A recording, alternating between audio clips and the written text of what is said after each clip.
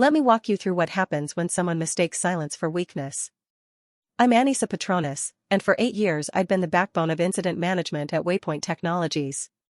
8 years of emergency calls at dawn, of resurrecting failing systems while executives slept peacefully, of standing between our infrastructure and total collapse. My manager, Gavin Aldridge, had occupied his position for exactly 90 days. His background was in marketing partnerships. He couldn't distinguish between a server rack and a filing cabinet.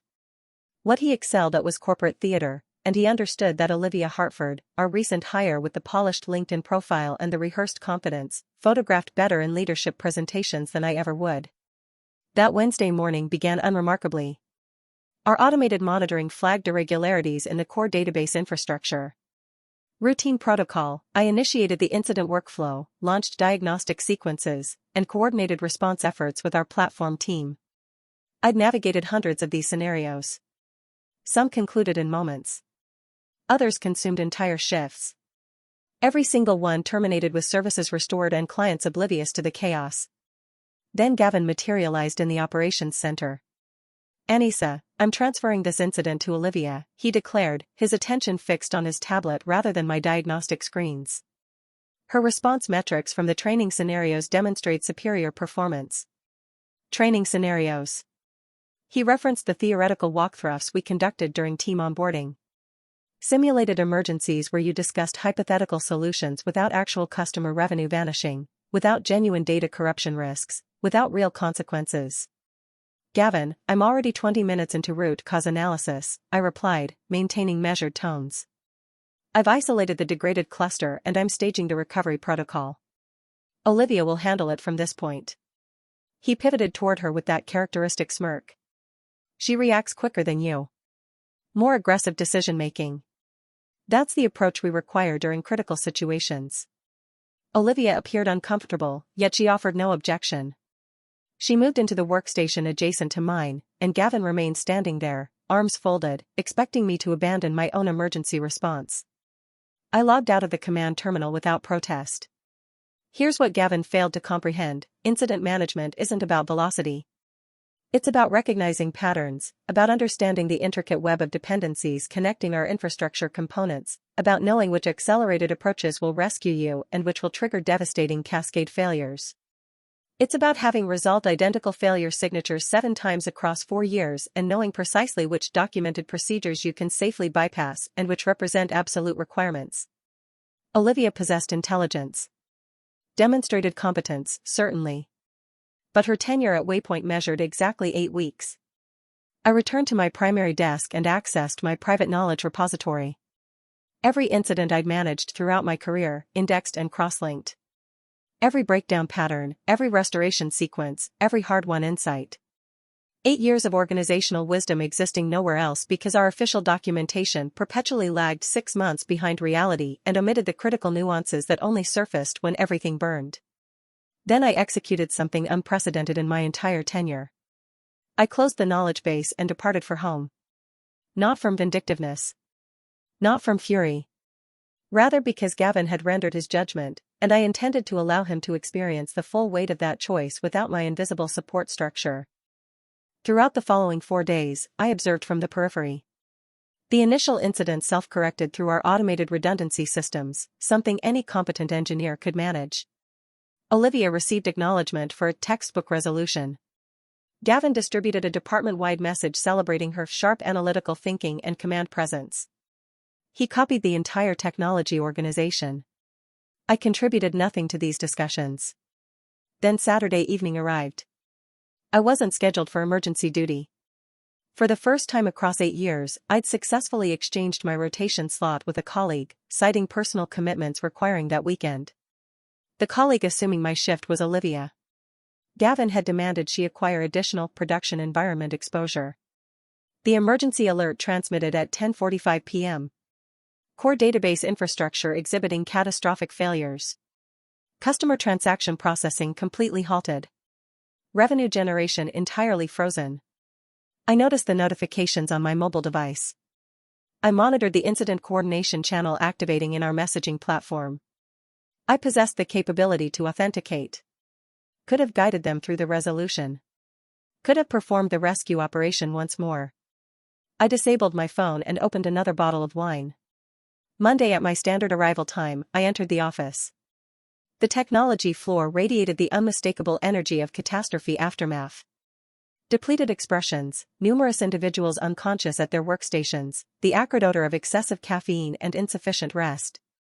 Gavin's office remained sealed, though his elevated voice penetrated the walls.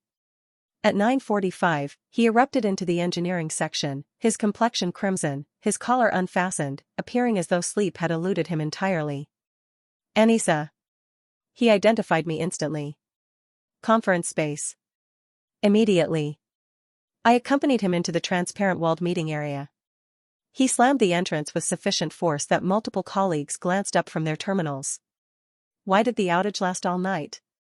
He was genuinely screaming. 14 hours. 14 hours of complete service failure. Do you comprehend what this cost us? I maintained steady eye contact. I wasn't assigned to the incident response, Gavin. You removed me, remember? Don't deliver that excuse. You observed the emergency notifications. Everyone observed the notifications. Why didn't you assist? I wasn't on the emergency rotation. I exchanged assignments, which the on-call policy explicitly permits. Olivia held primary responsibility. You specifically designated her for production environment exposure. His jaw muscles tensed. This transcends policy. This concerns the team. Concerning what benefits the organization. What benefits the organization, I stated quietly, is deploying your most seasoned incident specialist to actually manage incidents.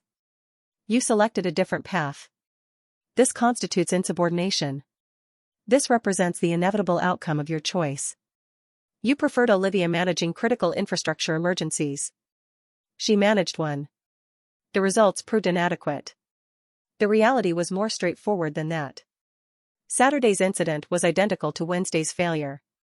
Same symptoms, same underlying cause, same restoration procedure. I could have resolved it in 35 minutes. Olivia, working from foundational principles and fragmented documentation, required 14 hours. She committed every textbook error, reinitiated services in incorrect sequences, neglected to validate data integrity before restoring systems to operation, activated 4 separate cascade failures because she didn't grasp the interdependency architecture. Gavin continued his protests. You're designated senior. That designation means guidance. Supporting the organization. I've extended mentorship offers to Olivia repeatedly. She's declined, referencing her previous credentials. And you explicitly stated she didn't require my assistance because she reacts quicker. That silenced him momentarily. The executive leadership is incensed, he said, shifting strategies. We surrendered 14 hours of revenue generation. Our service reliability metrics are obliterated for this quarter. Someone must accept accountability. I agree entirely. The individual who decided to position an inexperienced engineer on critical incident management should absolutely face accountability. His complexion transitioned from crimson to purple. Leave. I exited the conference space and returned to my workstation. Around me, fellow engineers observed with barely suppressed interest. Information propagated rapidly through our division. What Gavin didn't understand, what nobody yet recognized, was that I'd been constructing this outcome for 4 months. It commenced when Gavin initially arrived and began discussing streamlining and operational improvements. I recognized the pattern. I'd witnessed 4 directors cycle through Waypoint, and they all executed identical strategies, implement dramatic transformations to validate their appointments, prioritize conspicuous achievements over operational consistency, displace established personnel to install their preferred associates. So I began documenting. Not merely technical records, but comprehensive evidence. Every instance Gavin overrode an engineering recommendation, I recorded it. Every occasion he dismissed warnings regarding system vulnerabilities, I preserved the correspondence. Every decision prioritizing appearance over substance entered a confidential archive with timestamps and complete context. I also executed something else. Something that had resided within my authority throughout my entire tenure but that I'd never required to activate. I authored the incident response framework. Not recently. 8 years previously, when I received promotion to principal engineer, the position included specific responsibilities. One involved creating and maintaining the incident management procedures. I'd composed the original framework, secured approval from the Vice President of Technology, and revised it annually. It existed in the official documentation repository, validated and dated. Embedded in Section 7, subsection D, was a provision I'd incorporated based on industry standards. During critical infrastructure incidents, the incident commander designation defaults to the engineer possessing the most relevant domain expertise, independent of rotation assignments. The incident commander maintains final authority over all technical decisions throughout active incidents and cannot be superseded by non-technical leadership. I'd never needed to invoke it because previous directors grasped that you don't interfere with incident management during active emergencies. Gavin had never reviewed the framework. Why would he? He originated from marketing partnerships. That afternoon, I received correspondence from Brenda Ng, the Vice President of Technology. Subject: Post-incident analysis meeting, 2 p.m. today. The meeting occupied the executive conference space. Brenda sat at the table's head, accompanied by 2 additional executives I recognized from senior leadership. Gavin sat opposite me, appearing smug despite his earlier rage. Olivia was present too, appearing devastated. Brenda opened her laptop and displayed what I recognized as the incident chronology. Let's examine what transpired this weekend. Olivia, you held primary emergency responsibility. Walk us through your response. Olivia proceeded through it, her voice diminishing as she described each decision junction.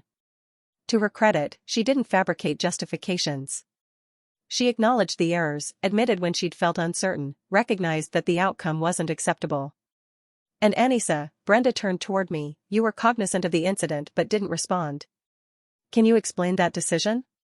I wasn't on the emergency rotation. I'd exchanged assignments with Olivia, which standard practice explicitly allows. But you saw the alerts. You knew it was severe. I did. I made an assessment based on the circumstances. Gavin had removed me from incident response earlier that week, stating that Olivia was faster and more decisive. He distributed a department-wide message praising her management of that incident. I concluded that my participation wasn't desired or necessary. Gavin leaned forward. That's a complete distortion. I made a tactical choice on one specific incident. You made a determination about who should manage critical infrastructure incidents. You declared explicitly that Olivia's methodology was superior to mine. I honored that assessment. Brenda raised a hand. Gavin, is it accurate you reassigned an active incident from Anisa to Olivia? He hesitated. I made a resource optimization decision based on performance indicators. What indicators? Simulation outcomes. Olivia demonstrated faster response velocities.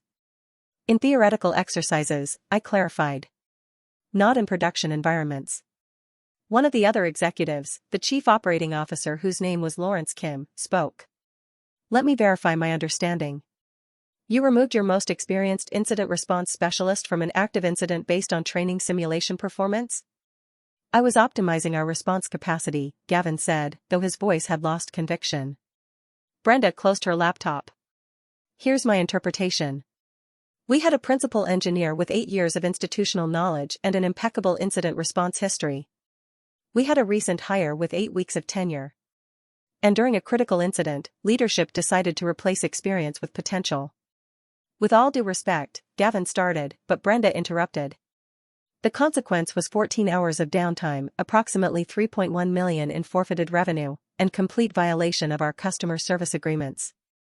The executive leadership is less concerned with respect and more focused on understanding how this occurred and ensuring it never recurs. She turned toward me. Anisa, if you had responded on Saturday, what would the resolution duration have been? 30 to 40 minutes. It was a documented failure mode. I've resolved it 7 times. And you didn't respond because? Because I wasn't on rotation, and because my manager had articulated clearly that my approach to incident response was inferior to Olivia's. Lawrence leaned back in his chair. So we compensated someone not to work because leadership had undermined her authority. The silence that followed was magnificent. Brenda broke it. Gavin, I need you to grasp something. Incident response isn't about organizational hierarchies or management preferences. It's about maintaining our systems operational. When you interfere with that, you don't merely risk downtime. You jeopardize the entire enterprise. I was attempting to develop our junior personnel, he protested. By placing them into critical situations without adequate support. That's not development. That's recklessness. The meeting extended another 40 minutes, but the conclusion was already evident. Gavin attempted to redirect blame, attempted to argue that my refusal to demonstrate team commitment was the actual problem. None of it resonated. What truly secured it was when Brenda requested I display the incident response framework. I shared my screen and navigated to the official policy repository. There it was, most recently updated by me, approved by her predecessor, with that beautiful provision about incident commander authority. This framework has been active for 8 years, Brenda noted. Gavin, were you familiar with it? I may have reviewed it briefly during orientation. It explicitly states that during active incidents, technical decisions cannot be overridden by non-technical leadership. You violated framework when you reassigned the Wednesday incident. Gavin's complexion went ashen. That's an excessively broad interpretation. It's the documented framework. The one Anisa authored and that this organization has operated under successfully for 8 years. Lawrence spoke again. Let me pose a direct question.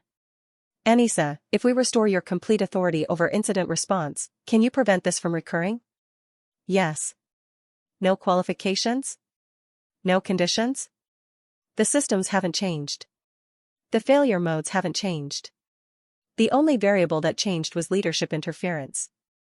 Remove the interference, and we return to our previous reliability standards. He nodded slowly, then looked at Brenda. I believe we have sufficient information. The meeting concluded shortly thereafter. Gavin departed looking shaken. Olivia apologized to me in the corridor, and I told her honestly that she'd performed adequately for someone with 8 weeks of experience thrust into an impossible situation. The failure wasn't hers. But I wasn't finished yet. That evening, I received a calendar invitation for a private meeting with Brenda the following morning. When I arrived, she gestured to a chair and secured the door. I need to be direct with you, she said. What transpired this weekend was unacceptable. The executive leadership is extremely displeased. I nodded, waiting. Gavin's position here is under review. But I need to understand something. You allowed this to happen. You saw the incident escalating and you made a choice not to intervene. I did. Why? I met her eyes. Because Gavin needed to understand the consequences of his decisions. Because Olivia needed to understand what she was actually committing to. And because this organization needed to witness what happens when leadership treats incident response like a performance evaluation metric instead of a critical business function. You used a production outage to make a point. I allowed a production outage to demonstrate reality. There's a distinction. Brenda remained quiet for an extended moment. You know what the ruthless approach would be? To declare you were insubordinate and allow Gavin to terminate you as a scapegoat. Yes. But that would be short-sighted, because then we'd lose the person who actually knows how to maintain our infrastructure operational. She opened her laptop. The executive leadership met this morning. Gavin is being transferred to a non-technical position in client services. We're restructuring the technology organization to ensure that technical authority remains with technical specialists. And my position? You're being promoted to Senior Director of Platform Reliability. You'll report directly to me. Your first responsibility is to build a proper incident response organization and train them to your standards.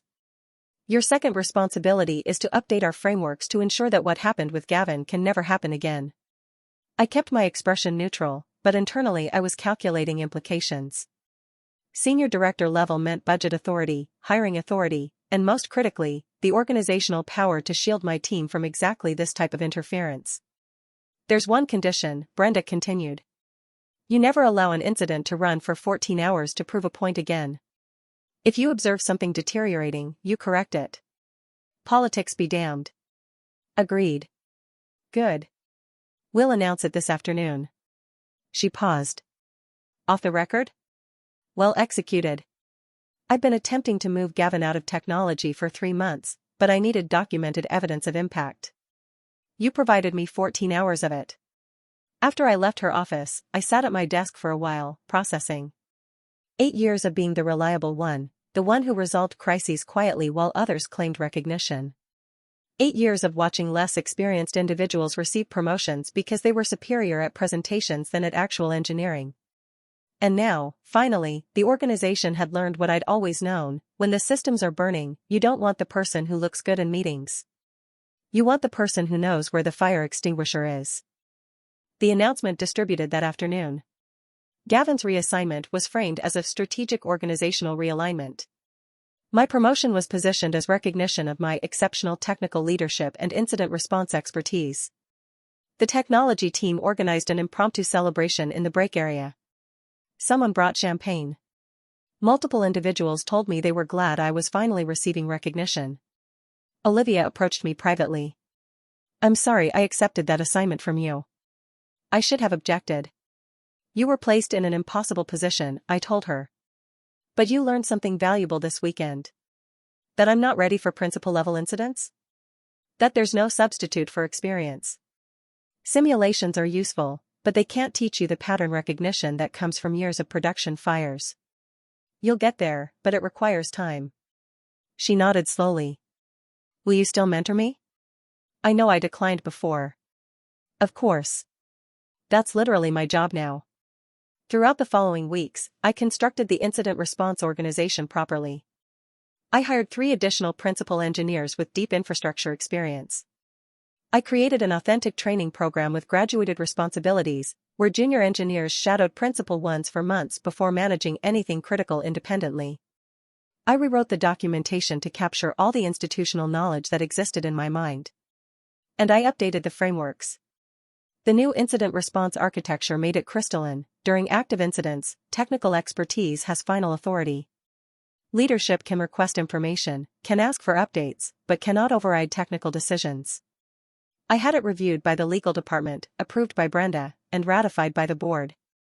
Gavin lasted another 5 weeks in client services before departing for other opportunities. His farewell message was brief and mentioned nothing about his time in technology. Olivia, to her credit, immersed herself in learning. She shadowed me on every incident, asked intelligent questions, and 7 months later successfully managed a complex database failure completely independently. I wrote her an exceptional performance review. Simultaneously. It was the kind of nightmare scenario that kept engineers awake at night. Olivia was incident commander. I was available on backup but deliberately stayed offline unless she explicitly requested assistance. For 6 hours, I monitored the incident channel on my phone, watching her coordinate between teams, make judgment calls, and methodically work through the diagnostic process. She made a few decisions I would have done differently, but they were defensible choices based on the information available at the time. At 2 a.m., she posted a message: "Primary systems restored. Customer impact eliminated. Beginning post-incident analysis." 6 hours. For a multi-layer cascade failure. That was genuinely impressive for someone at her experience level. Monday morning, I called her into my office. "That was excellent work on Saturday." She looked surprised. "I made several mistakes. I restarted the application tier before fully verifying database consistency." "Did it cause problems?" "No, but it could have. And you'll remember that next time, which means you won't make that mistake again. That's how you build experience." I pulled up her performance file. "I'm recommending you for promotion to principal engineer." Her eyes widened. "Already? You've demonstrated the competency. You handled a critical incident independently with good judgment and acceptable outcomes. That's the standard." What I didn't tell her was that her promotion also sent a message to the entire organization: competency gets rewarded, not tenure or politics. If you could do the work to the required standard, your background didn't matter. Your presentation skills didn't matter. Your ability to impress executives in meetings didn't matter. What mattered was whether you could keep the systems running when it counted. The best part, though, arrived 9 months after my promotion. I was in a quarterly business review when Lawrence, the chief operating officer, displayed our infrastructure reliability metrics. "I want to recognize the technology team," he said to the room of executives. "Since the organizational changes we implemented last year, our system uptime has improved by 3.2%. Our incident resolution times are down by 65%. And our customer satisfaction scores for platform reliability are at an all-time high. He looked directly at me. Anisa, whatever you're doing, continue doing it. But then he added something I hadn't expected. I've asked Anisa to present her incident response framework to the board next month. Several board members have expressed interest in implementing similar approaches in their other portfolio companies. We're also documenting her methodology as a potential competitive advantage in our enterprise sales process. That caught me off guard. My framework, the one I'd built from hard experience and painful lessons, was becoming a product feature. Companies were choosing Waypoint partially because we could demonstrate superior reliability, and that reliability came from the organizational design I'd created. After the meeting, Brenda pulled me aside. The board conversation is real. They want to understand how you transform the division. Be prepared for questions about scalability. Scalability? Whether your approach could work across the entire company, not just technology. Lawrence is particularly interested in applying similar principles to operations and customer support. Over the next 3 weeks, I prepared a presentation that went beyond incident response. I analyzed the core principles: expertise should have authority in their domain, processes should be designed by practitioners not theorists, accountability should attach to decision-makers not scapegoats, and organizational learning should be systematic not accidental. These principles could apply anywhere, not just technology. The board presentation went better than I'd anticipated. They asked hard questions about cost, about training time, about what happens when experts disagree. But they also understood the fundamental economics. The Saturday night outage had cost over $3 million. My entire annual budget, including salaries for new hires and training programs, was less than that. One prevented disaster more than paid for the whole operation. One board member, a woman named Victoria Chen who'd built and sold 2 enterprise software companies, was particularly insistent. This cultural transformation you've achieved, it didn't happen just because you wrote better policies. What actually changed? I thought about that carefully. What changed was that we stopped pretending that management authority and technical expertise were the same thing. We created a system where people with knowledge could exercise that knowledge without needing permission from people without knowledge. And we made the consequences of ignoring expertise visible and undeniable. She smiled. You let Gavin fail publicly enough that no one could ignore it. I let the system demonstrate its own truth. Gavin just happened to be the catalyst. What I learned from that board meeting was that my story had become larger than just workplace revenge or personal vindication. It had become a case study in organizational change, in how power structures shift, in how expertise reclaims authority from credentialism. Victoria approached me afterward with an intriguing proposition. She sat on the boards of 4 technology companies, and 3 of them had similar cultural problems. Would I be interested in a more formal consulting arrangement, helping them build better incident response cultures? The offer was generous, both financially and in terms of flexibility. I could do it alongside my role at Waypoint, with Brenda's blessing since it raised the company's profile. I accepted, and within 2 months I was working with engineering teams across 3 continents, helping them recognize and restructure their own dysfunctional dynamics. Each company had their own version of Gavin. Different names, different backgrounds, but the same fundamental problem: managers who thought they knew better than the people who actually did the work. And each company had their own versions of me, experienced engineers who'd learned to keep their heads down, to do the real work invisibly, to let incompetent leadership take credit while hoping things wouldn't completely collapse. My job became helping those engineers find their voice, and helping organizations create structures where that voice mattered. Sometimes it required a crisis. Sometimes it just required showing executives the math. Here's what reliability costs when you ignore expertise, here's what it costs when you respect it, and here's the difference in actual currency. What I didn't expect was how many people reached out privately to share their own stories. The blog posts and conference talks generated hundreds of messages from engineers who'd been in similar situations. Some had fought back and won. Some had fought back and lost their jobs. Some were still enduring it, unsure whether resistance was worth the risk. I tried to respond to as many as I could, offering specific advice when I had it, encouragement when I didn't. The common theme in my responses was always the same: document everything, understand the policies better than management does, and be prepared to let consequences demonstrate truth when words won't suffice. What I was doing was straightforward: I was allowing experienced engineers to manage critical systems. I was building institutional knowledge instead of treating people as interchangeable resources. I was respecting the reality that some expertise can't be rushed, can't be simulated, and can't be replaced by someone who looks good in presentations. And I was protecting my team from managers who thought they knew better. The irony wasn't lost on me. Gavin had pulled me off an incident because he wanted faster, more decisive action. What he received was 14 hours of downtime and a brutal lesson in why you don't underestimate the quiet person who's been keeping everything running while everyone else takes credit. Sometimes the best revenge isn't dramatic. It's simply allowing someone to experience the natural consequences of their own bad decisions.